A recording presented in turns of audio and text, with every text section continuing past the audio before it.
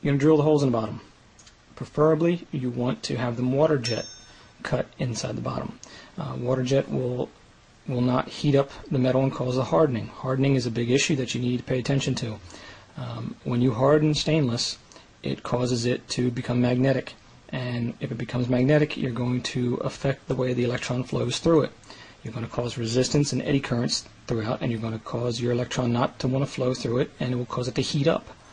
When you heat this up, it's going to cause a thermal runaway, and you're going to erode your electrode away very quickly. So keep that in mind.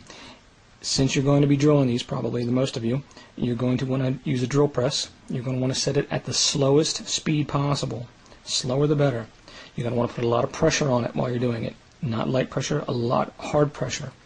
And do it very slow. Now, with that, you have to cool these down when you're doing it, or you'll harden it, and you'll also ruin your bit. The best bits to use are a uni bit. Don't use a regular drill bit. Uni bit is the best.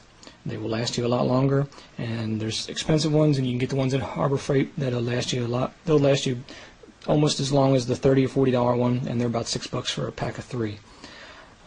Get a bunch of those because you'll need them. Now, like I said, you'll need to cool this when you're drilling it. Use either cutting fluid or use water. Cutting fluid is going to be better, but if you don't have any, cutting fluid, by the way, is automatic transmission fluid. So if you have some of that in your garage, use that. It's the same thing. Cool it down. When you're done with it, you're going to want to rinse it in phosphoric acid. Phosphoric acid you can get in your local hardware store, or come either like this, or the green stuff at Home Depot is acceptable.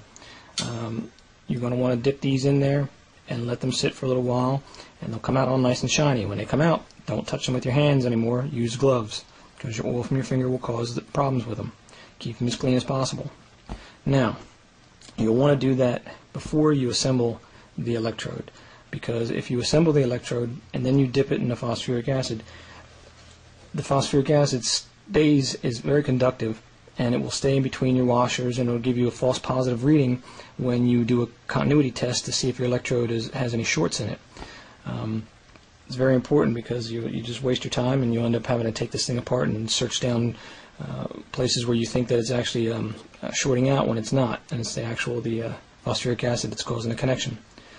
So that's step number 2.